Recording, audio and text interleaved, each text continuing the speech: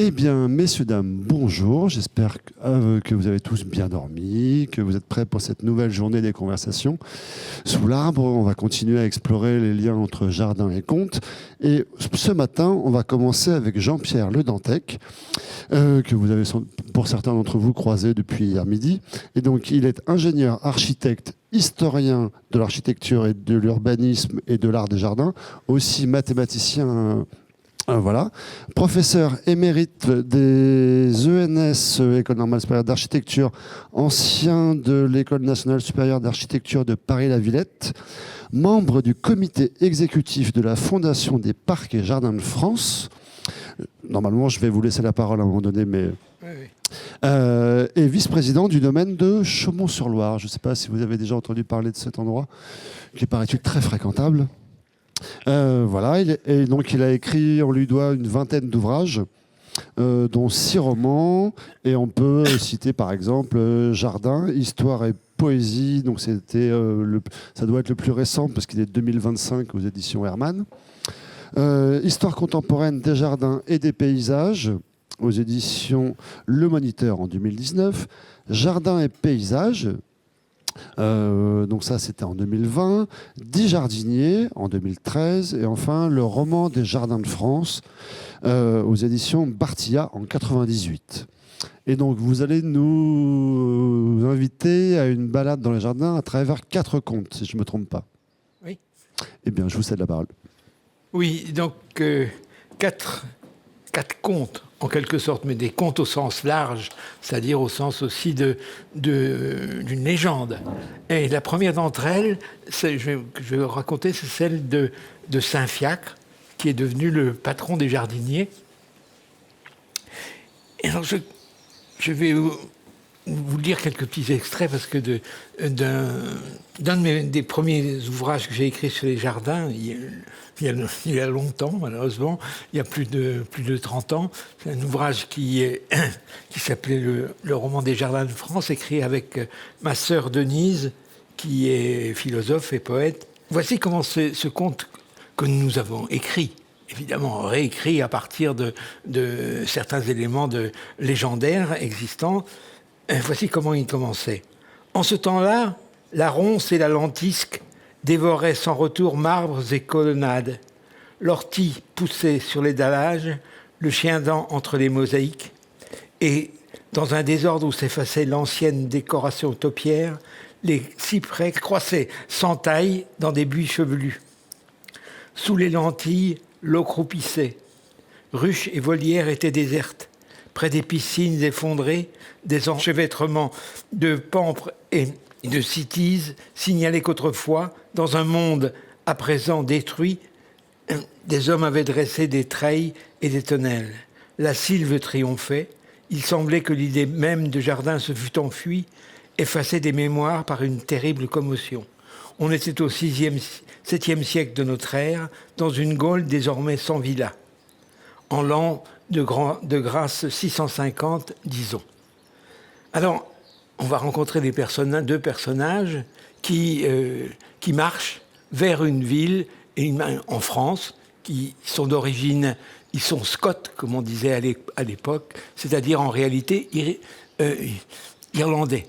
C'est-à-dire que c'est en Irlande, dans les restes de l'Empire d'Occident, que s'étaient encore conservé des bibliothèques. Bon, pour des raisons qu'on peut comprendre, l'Irlande était préservée des invasions qu'on a nommées barbares par la suite, mais enfin bon, même si c'est une question, un adjectif fort discutable, il reste que donc la plupart des nouveaux intellectuels, si on peut employer cette expression-là, à cette époque-là, parce que évidemment, le vocable ne date que du début du XXe siècle.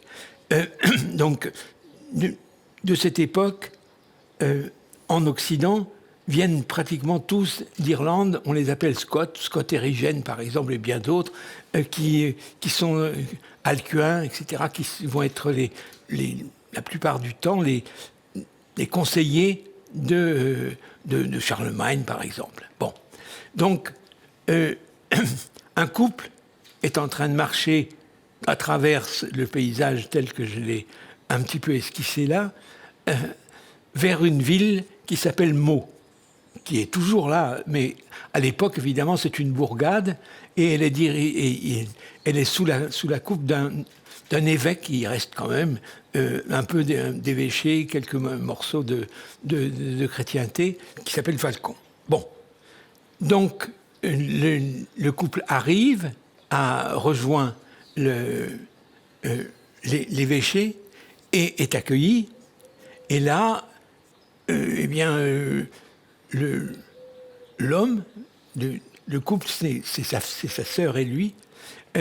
Sa sœur va être moniale rapidement, c'est-à-dire on écarte la fille et qui devient moniale, et le personnage central qui va devenir, qui s'appelle Fiacra, de son nom irlandais, va demander à l'évêque d'obtenir un endroit où s'établir dans la région. Alors l'évêque, évidemment, possède quand même des terrains, et il lui donne un terrain qu'on peut trouver un peu discutable, qui s'appelle le Breuil.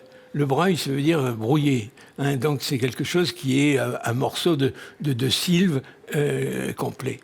Mais le moine Fiacra s'y installe, et grâce à la foi qu'il a, il est en réalité sur la route d'évangélisation qui amène à Colomban. Colomban qui va être un des grands maîtres de la reconstruction du monachisme en Europe occidentale, en France, en Suisse, en Italie. Et donc, il se réclame de Colomban et il s'installe donc là. Et là, il prend une résolution. Je lis à nouveau. « Il fera un jardin puisque le ciel l'ordonne. » Oui, mais comment? Et en a-t-il le droit? La terre est à Pharon, c'est-à-dire l'évêque, qui ne lui en a cédé qu'un usage de surface limité au campement d'Ascète. Se mettre à défricher, la chose est évidente, excéderait ce prêt. Devant un dilemme de cette importance, Fiacra n'hésite pas.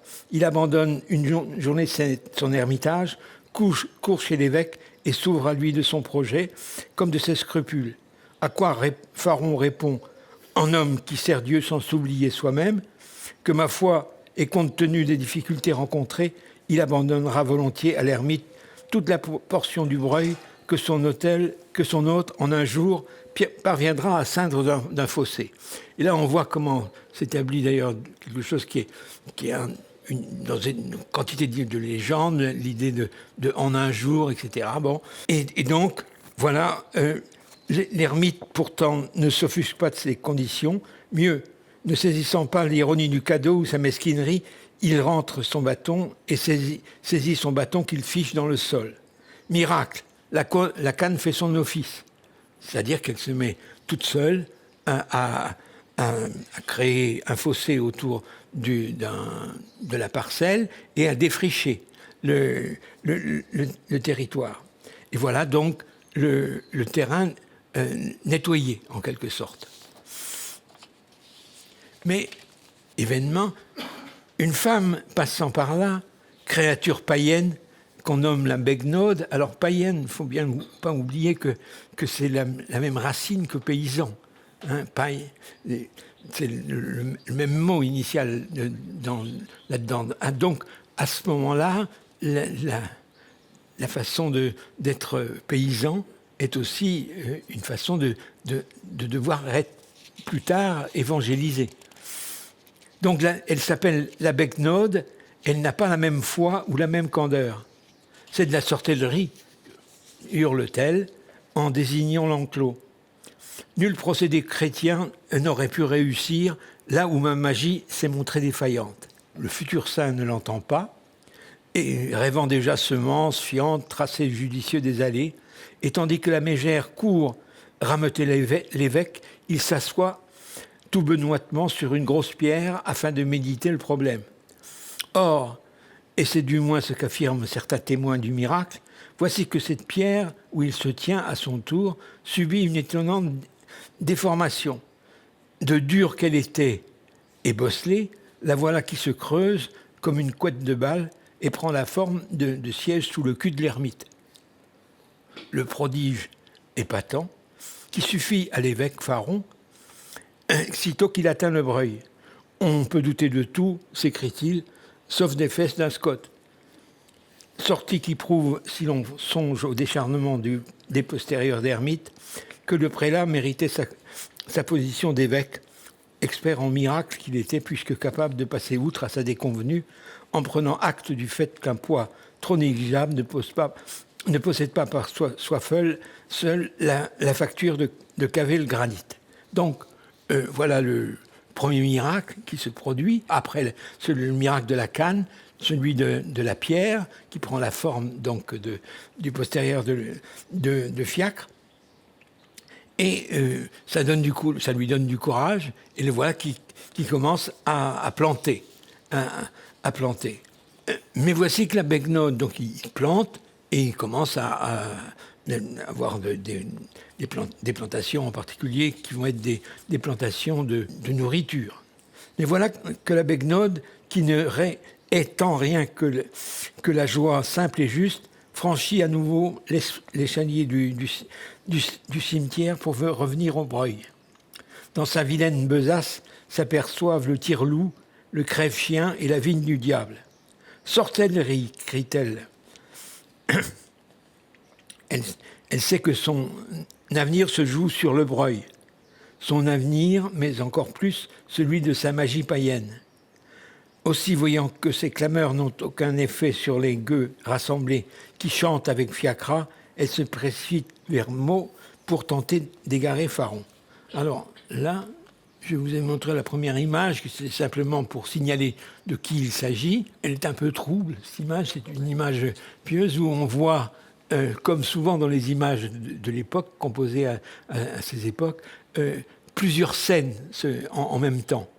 Plusieurs scènes de l'histoire elle-même se représenter. Il y a l'évêque, il y a Fiacre et il y a la Begnaud.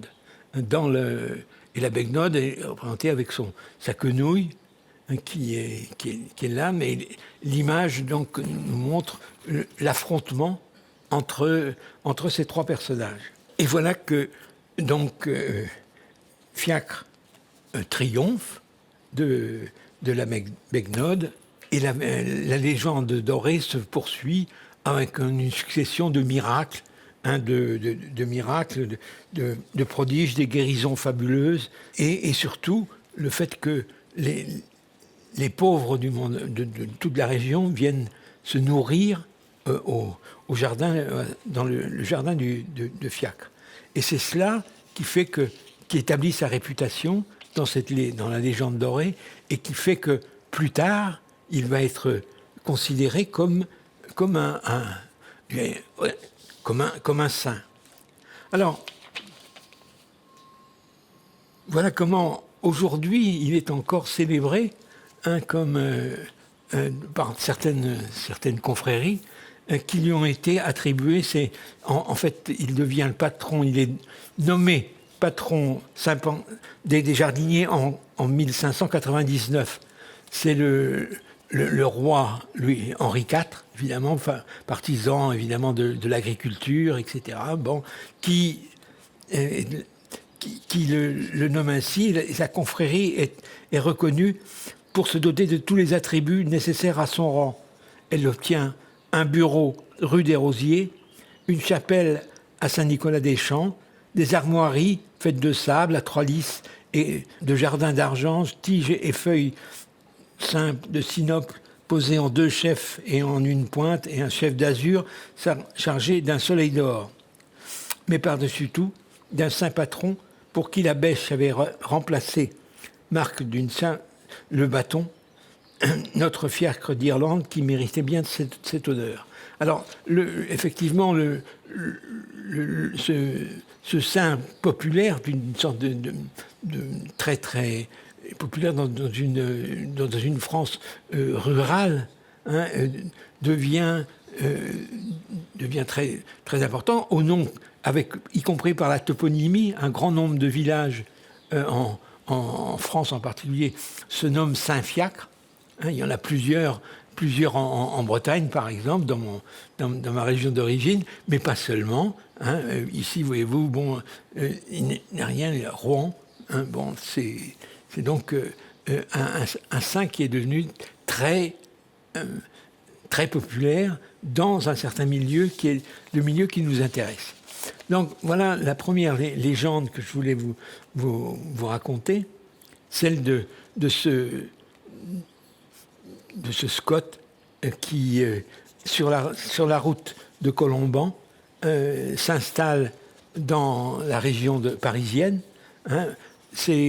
Quand j'ai écrit cette petite nouvelle, je me souviens avoir établi à Meaux, donc, pour consulter des archives qui existent encore, sont évidemment pas des archives légales, puisque à cette époque, au 7e siècle, il n'y en a pas, mais il y a quand même tout un stock.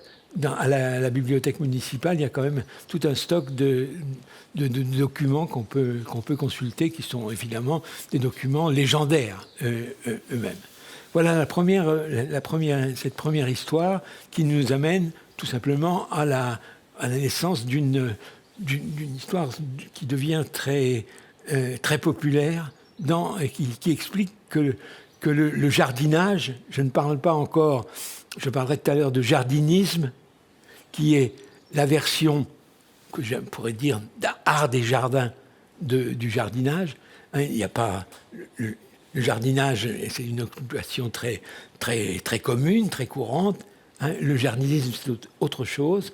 C'est un art particulier qui utilise les moyens du jardinage pour créer une singularité artistique qui se donne pour telle et plus ou moins consciente. Alors, je vais donc passer rapidement à la deuxième histoire, qui nous ramène plus avant, hein, encore dans un temps encore plus lointain, puisque, vous voyez, le poète qui l'a raconté, c'est cette histoire, Cao Min Yuan, hein, date d'avant l'histoire de Fiacre. Ce qui nous montre au passage l'antériorité, la profondeur de la civilisation chinoise qui est très, très ancienne, hein, y compris sur les questions qui nous intéressent, les questions du paysage et les questions du jardin. Cao Min Yuan est un des plus grands poètes réputés. Je ne peux difficilement en témoigner, moi-même ne lisant pas le chinois, mais ayant visité assez souvent la Chine, y compris avec les nombreux étudiants chinois que j'ai eus, qui ont passé depuis leur thèse et qui enseignent les uns à Pékin, à Shanghai, enfin dans différents Nankin aujourd'hui, et qui m'ont parlé de cette histoire, et qui a un deuxième intérêt pour nous, pour le public ici, c'est qu'il va nous donner accès à un paysagiste ou à un jardiniste contemporain chinois, que je connais bien, qui s'appelle Kong Yang-yu, qui est un des jardinistes qui a créé un jardin sur le parc du Gualou. C'est même le premier jardin. Il a créé un jardin chinois, mais un jardin chinois moderne, hein, à côté d'un autre jardin plus tard qui va être construit, qui est un jardin chinois, mais qui évoque le jardin, la tradition du jardinisme chinois. Mais là, Kong Yang-yu, non, se réclame de ce poète et de cette histoire que je vais vous raconter maintenant, parce que je vous expliquerai à la fin pourquoi. Alors, le texte de Tao Yuanming existe. Durant l'ère Taiyuan de la dynastie Yin, un homme de Wuling, pêcheur de métier, suivait une rivière et, oubliant la longueur du bras de la rivière, arriva soudain dans une forêt de pêcher qui enserrait les rives sur plusieurs centaines de pas. Il n'y avait pas d'autres arbres et le parfum en était délicieux. Les fleurs tombées étaient répandues sur le sol. Ce pêcheur trouva cela étrange et s'avança au bout de cette forêt.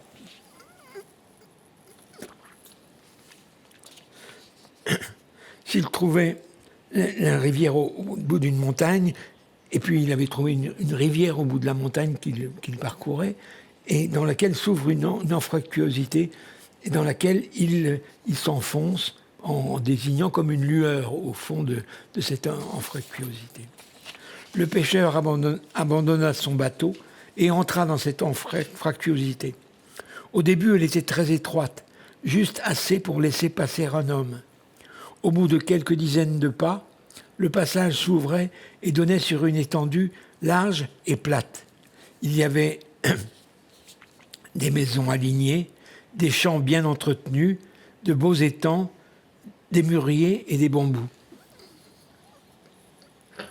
Des sentiers qui se croisaient. On entendait des chiens et des poules. Des personnes vaquaient à leurs occupations. Des hommes et des femmes portaient des habits qui les faisaient ressembler à des étrangers. À leur coiffure, on reconnaissait les vieux et les jeunes. Les adultes portaient un chignon. Ils semblaient tous très heureux. En voyant le pêcheur, ils furent très surpris et lui demandèrent d'où il venait. Après qu'il eut répondu à toutes leurs questions, l'un d'eux voulut qu'il vienne chez lui. Il lui prépara du vin. Le vin chinois, ce n'est pas exactement le nôtre. Il lui prépara du vin et tua un poulet pour lui offrir un repas. Dans le village, quand on apprit la présence de cet homme, tous vinrent aux nouvelles. Ils lui dirent qu'ils avaient fui lors des désordres sous l'empereur Qingxing Huangdi et emmené les gens du village avec femmes et enfants pour venir en cet endroit complètement isolé. Ça, c'est un topos, si je puis dire, des histoires chinoises. Les poètes et là, toute une population se réfugient lors des troubles. Il y a toujours des troubles dans l'Empire. Et c'est même... notre poète en question, lui s'est réfugié aussi à la campagne parce qu'il était évidemment fonctionnaire, comme la plupart des intellectuels chinois de l'époque, étaient hauts fonctionnaires, mais en disgrâce, et se réfugie à la campagne et dans la montagne, et c'est là qu'il change, qu'il devient poète, et c'est là que va être inventée la notion de paysage, grâce en Chine, qui se traduit par l'assemblage de pierre et d'eau, qui montre d'ailleurs au passage que le végétal n'est pas nommé dans le mot de paysage en chinois, mais va donner à la fois une notion très très ancienne, alors que chez nous, la notion de paysage date de ce qu'on a la séquence suivante, qui est celle du début de la Renaissance, grosso modo, des tout débuts, où le mot d'ailleurs intervient comme pays, le pays, âge, actum, qui veut dire qu'il y ait une sorte d'action vers le pays qui va se traduire par une notion nouvelle qui va être soit, oui, à peu près dans toutes les langues indo-européennes, le mot de paysage est composé de la même manière, à peu près. Même si, dans une certaine tradition, la tradition latine, c'est petit pays, ou pays dessiné ou peint une représentation du pays, alors que dans d'autres, comme les Hollandais ou les Anglais, c'est plutôt une mesure de l'espace. Comme lorsque j'étais enfant, en Bretagne, on nommait les fermes, on n'utilisait pas le nom d'hectare ou de surface, mais on disait c'est une ferme de 3 chevaux. Hein, c'est un peu la même notion que dans le Landschaft allemand ou Landscape. C'est un peu la même chose. Bon, enfin, ceci mènerait une longue digression sur la question de la notion de paysage, son invention mais elle est donc très antérieure. On peut la pointer dès moins 2000 en Chine. Toujours est-il que ces gens, ils étaient venus dans cet endroit complètement isolé. Ils ne s'en étaient jamais ressortis et avaient coupé toute relation avec l'extérieur. Ils demandèrent quelle dynastie régnait et ils ne savaient pas qu'il y avait eu celle des Han, sans parler des Wei et des Jin. L'homme répondit par une à toutes leurs questions. Tous poussèrent des soupirs étonnés. Chacun d'eux l'invita à venir chez lui et lui offrit du vin et de la nourriture. Il s'arrêta là quelques jours, puis prit congé. Alors l'un d'eux lui dit « Il est inutile de parler de nous aux étrangers. » Il sortit, reprit son bateau et refit la même route en notant bien tout au passage. Arrivé au chef-lieu, il se rendit chez le préfet et l'informa de cet endroit. Le préfet envoya des gens refaire le même chemin. Ils cherchèrent ses repères, mais s'égarèrent et ne purent retrouver la route. Le grand lettré Liu, apprenant cela, tout content, décida de s'y rendre. Ce fut en vain, et peu après il mourut de maladie. Par la suite, personne ne demanda plus où était ce passage. Voilà cette histoire qui est c'est une histoire classique de la poésie chinoise.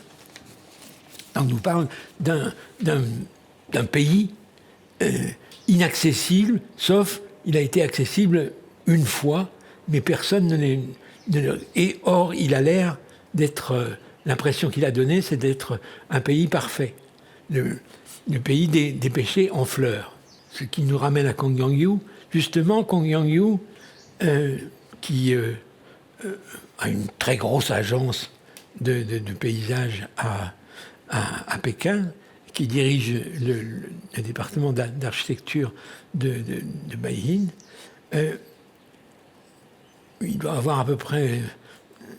Il utilise beaucoup ses étudiants. Hein. Bon, il a à peu près 500 ou 600 étudiants qui travaillent pour son agence. Donc, il y a un travail extrêmement important sur le paysagisme chinois actuel. Il a inventé en particulier quelque chose qu'on appelle les paysages éponges, qui sont les sortes de paysages qui sont avec certains types de plantes, etc., qui permettent d'éponger un peu le problème de l'eau, qui est parfois des inondations en Chine, et donc, entre autres choses, et qui se réfère à cette histoire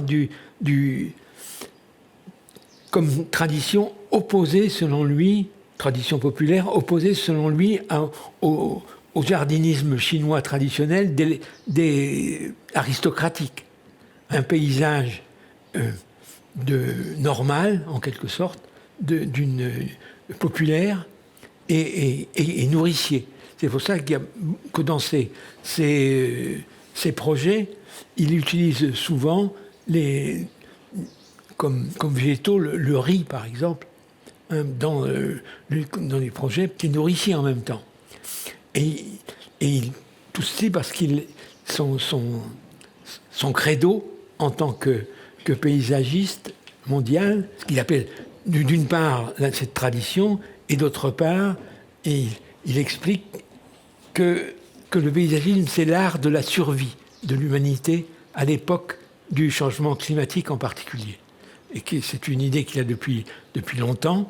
Il a été étudiant à Harvard. Toujours est-il que que c'était ma deuxième histoire, une histoire qui nous mène d'une certaine façon, qui nous fait passer d'une certaine façon du très vieille époque à l'époque contemporaine, en réfléchissant au fait que l'art des jardins et l'art du paysage peut aujourd'hui être un moyen de survie de l'humanité, à la fois comme du point de vue nourricier, mais aussi face aux cataclysmes possibles qui s'annoncent, qui sont malheureusement présents dans notre monde contemporain, et dans lequel Kong Young-yu est l'un des nombreux. Il y a des grands du paysagiste important, et en l'importance, il y en a quelques autres en Chine, il y en a plusieurs assez importants en France. On peut dire que l'agence Terre, par exemple, qui travaille en France, est une des grandes agences qui a refait toutes les berges du fleuve à Shanghai, entre autres. Aujourd'hui, de nombreux paysagistes du monde entier pensent un peu de la même façon que celle de Kong Young-yu, qui puise sa référence dans cette légende du pays des pêchers en fleurs, qui évidemment n'existe pas, mais ou a existé, ou est supposé avoir existé, mais être inatteignable, un peu comme je me souviens d'un film autrefois et d'un roman qui s'appelait où justement un pays comme ça qui était découvert par hasard et qui n'existe plus, mais qui est merveilleux. Eh bien, sert de référence à penser comme une sorte d'utopie. Horizon perdu. Oui, Horizon perdu, oui. C'est cela. Capra, oui. Oui, exact. Exact. Très, très joli film. Comme tous les films de Capra. Oui. Bon. C'était mon deuxième conte légendaire. Le troisième, et il va nous ramener d'abord à Venise. C'est le songe de Polyphile, ou l'Hypnerotomachia Polyphilie. C'est son texte initial italien. La première scène de cette histoire se passe juste avant la fin du XVe siècle, et dans les bureaux, si je puis dire, d'un imprimeur. L'imprimerie est en train de se développer en Europe. C'est Alde Manucci qui a un des ateliers nouveaux d'imprimerie, et arrive un manuscrit. C'est normal dans une imprimerie, lorsque l'imprimeur est en même temps éditeur, comme à cette époque-là, qui va avoir une importance très, très considérable dans l'histoire de l'art, à cette époque où la Renaissance italienne est en train déjà de se développer. Mais elle se développe de façon inégale selon les villes, selon les cités italiennes qui sont en avance ou en recul, etc. En concurrence à la fois économique, politique et religieuse même à certains égards, et surtout culturelle. C'est l'histoire de ce livre qui... Il a été publié en 1499 dans sa version complète italienne, est un texte accompagné d'images. Pendant longtemps, ces images ont été considérées comme l'essentiel de cet ouvrage. Pourquoi ? Parce qu'on a même attribué les gravures, comme celle-là par exemple, à Mantegna ou à Botticelli parfois. Ce sont des attributions fausses, semble-t-il, mais enfin, toujours est-il que ces images ont forgé un imaginaire culturel assez important.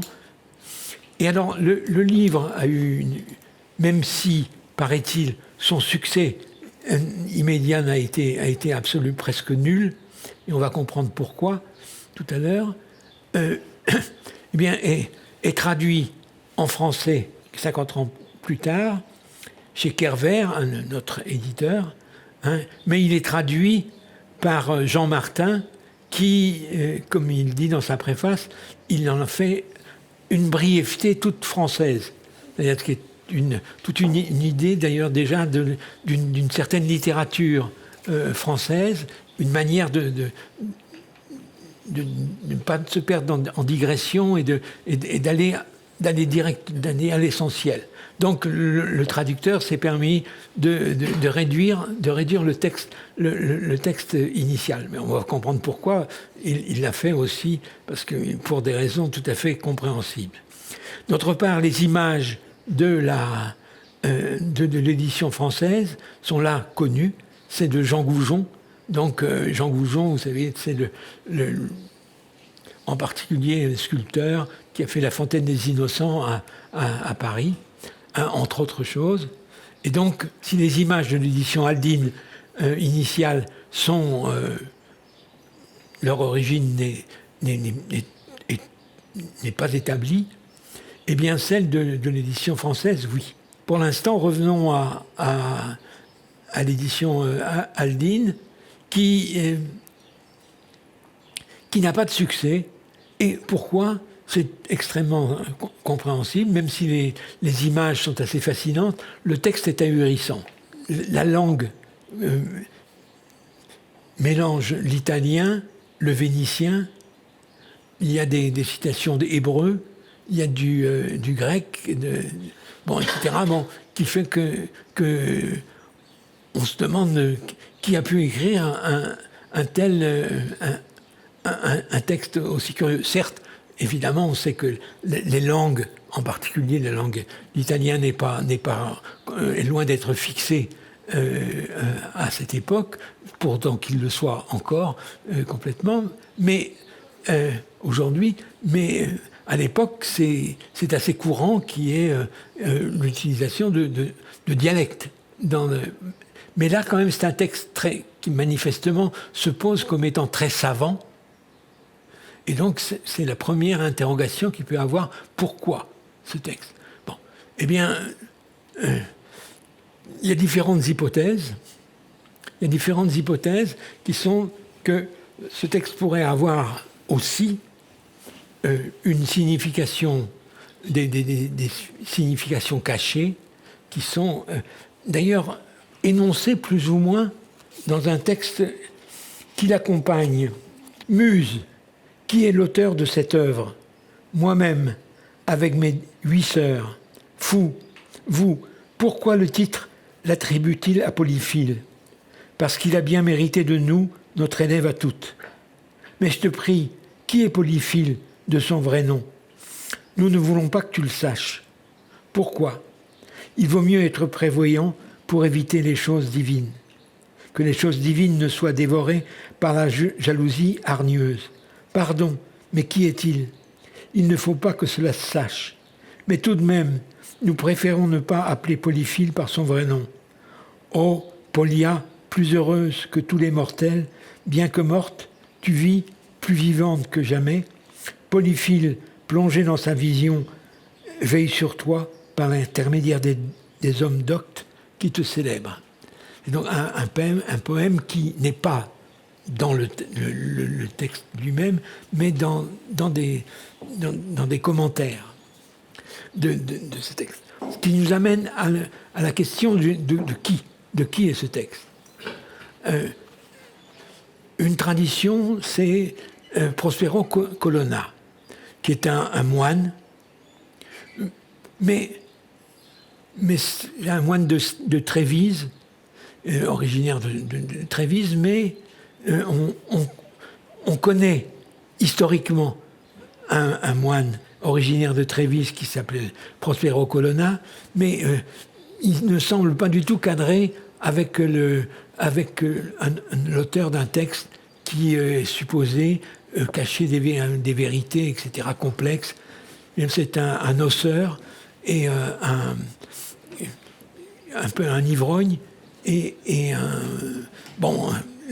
moine pas du tout, très, très déluré, si je puis dire, mais pas du tout docte, hein, qui n'apparaît pas comme ça. En tout cas, des érudits ont établi qu'il existait un Prospero Colonna, mais que ce Prospero Colonna ne cadrait pas très bien avec l'idée qu'on peut se faire de quelqu'un qui non seulement cache le discours qu'il produit, mais il le dissimule derrière une science véritable, y compris des langues qu'il n'est pas supposé connaître. Ce qui fait que d'autres hypothèses ont eu lieu, dont certaines très romanesques, hein, qui diraient que c'est un texte d'Alberti en réalité, ce qui peut sembler peu probable, hein, mais en toujours est-il que on ne sait toujours pas de manière... Alberti, le grand architecte et humaniste du Moyen-Âge, italien, florentin, était là. Mais il faut savoir qu'à l'époque, de toute façon, les choses étaient compliquées parce qu'on est à l'époque des Borgia et les papes disparaissent assez régulièrement, affectés par ce qu'on appelle le Vodagre.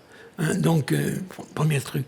Et donc, il peut y avoir effectivement une signification cachée derrière ce texte. Je n'insiste pas parce que sans quoi je vais dépasser mon temps.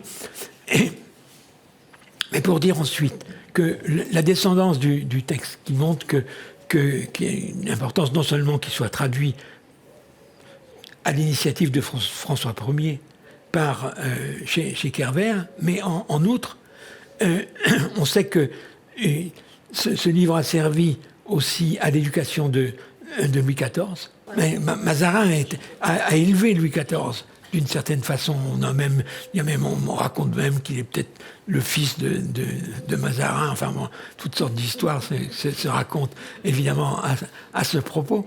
Mais aussi l'importance chez le créateur de Vaux-le-Vicomte, hein, qui lui aussi en possédait une édition aldine complète.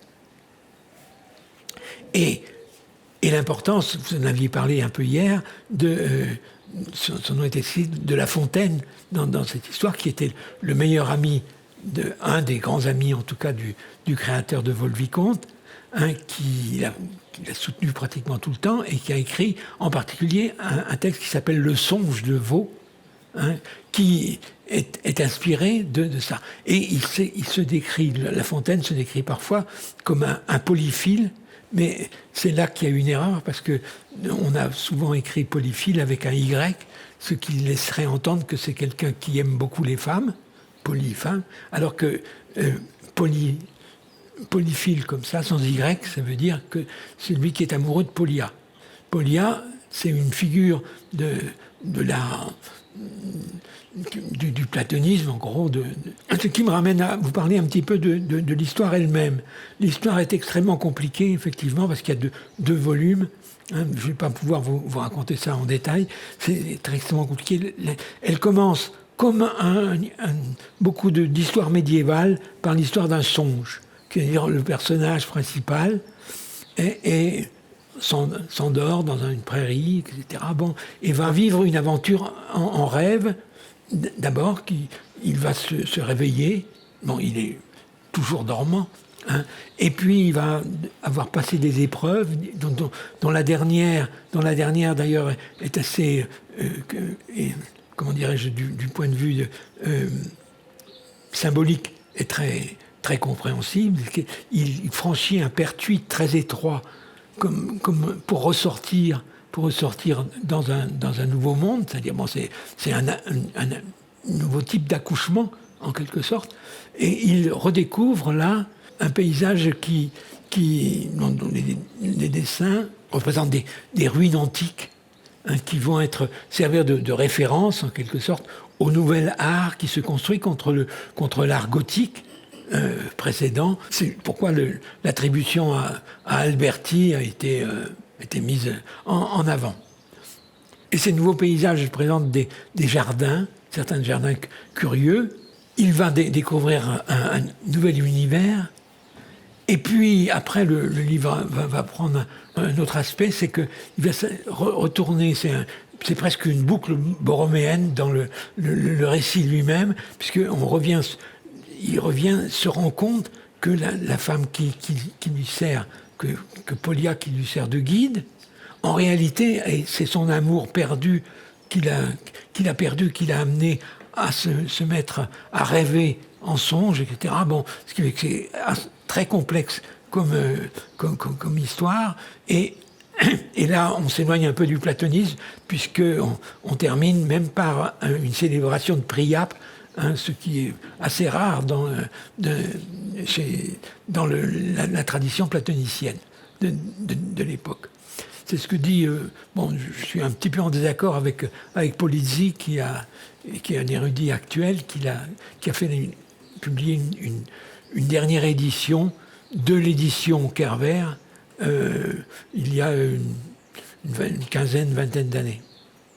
Mais bon, toujours est-il que ce livre, qui sur le moment n'a pas eu un grand effet, a créé tout un univers qui est très important dans la création de l'univers renaissant et baroque. Ces deux époques. Après, il va plus ou moins disparaître comme référence, mais c'est un livre mystérieux et très fascinant. C'est pourquoi j'ai eu l'idée de vous en donner quelques aperçus. J'ai une quatrième histoire, je vais essayer d'être un peu plus rapide. Alors celle-ci nous ramène à un créateur de jardin spécial qui s'appelle Monsieur Pecker, qui était maire de Ruitz dans le Nord. Et là, ça nous ramène à un autre des créateurs qui est présent dans l'espace ici, qui est Bernard Lassus, qui est un de mes amis, qui a écrit, dont le point de départ de son travail, c'est une commande qu'il avait eue de l'État de recherche sur des jardins qu'il va appeler des jardins de paysagistes un peu spontanés, de gens. Bon. Et l'un de ceux-ci, le plus célèbre, étudié, celui de Charles Pecker. Et vous allez voir qu'il a rapport avec un conte. Alors, M. Pecker, c'est donc un mineur du Pas-de-Calais, à l'époque, qui est né en 1908. Il n'a pas pu faire d'études à cause de la guerre de 14. En revanche, il a eu une carrière de mineur, porion, etc., compliquée. Après la grève des mineurs de 1942, pendant l'occupation, où il est actif dans la résistance, il est élu maire de Ruisse, tout en n'étant pas, comme beaucoup des autres leaders de la grève, il n'était pas membre du Parti communiste de l'époque. Et puis, il suit quand même les grives un peu insurrectionnelles de 47-48, ce qui fait qu'il est mis à pied. Et puis, donc, il est toujours quand même maire de Ruisse. Et là, il va décider d'œuvrer dans sa commune. Alors, ses œuvres, ça va être de créer des histoires dans des ronds-points. C'est pas le rond-point actuel, il veut raconter des histoires en ciment coloré la plupart du temps. Voici sa maison qui a été construite. C'est un tableau de lui-même, de Pecker, sur ce qu'il représente à la fin de sa vie, son propre jardin. C'est une maison qui au départ était une petite maison qu'il a augmentée d'une année sur l'autre en même temps que sa famille, etc. Et l'un de ses jardins, dans son jardin, on voit apparaître des sortes d'interventions artistiques sur les murs qui représentent des histoires, des contes qui l'ont. Et son conte favori, c'est Un jour mon prince viendra, etc. Bon, il a vu beaucoup le film de Walt Disney à l'époque, Et donc, tout est représenté. Pourquoi ? Parce que il l'a dit lui-même, c'est l'histoire d'une petite qui a souffert, qui a été brimée, mais qui s'en est sortie. Et évidemment, il parle de lui. Évidemment, quand il s'identifie à ce personnage. Il y a un autre parmi les ronds-points qu'il a fait. Il y a un autre qui est avec Popeye, mais moins extraordinaire que celui de son propre jardin. Et voilà. Bon, les photos sont pas terribles, mais j'en ai pas d'autres. Hein. Bon, j'y étais pas. Et donc, Lassus a réfléchi à ces œuvres, et il en a déduit que c'était un retour de l'art du paysage, tel que il va être un peu réinventé au XVIIIe siècle en Europe. Hein, dans les jardins paysages du XVIIIe siècle, où comme par exemple en France, le marquis de Girardin se représente philosophiquement, représente son univers de pensée à Ermenonville, hein, où vous avez toute une série de gravures dans des grottes, de monuments, etc., qui évoquent le rousseauisme du marquis de Girardin. Et voilà donc penser que Lassus, lorsqu'il a été professeur à l'école de Versailles, puis à l'école de Paris-la-Villette, eh bien, a construit sa recréation de la pensée paysagiste, à travers ces artistes retraités, souvent d'autres, par exemple, qui représentaient, pour qui j'en ai vu une autre, mais c'était moins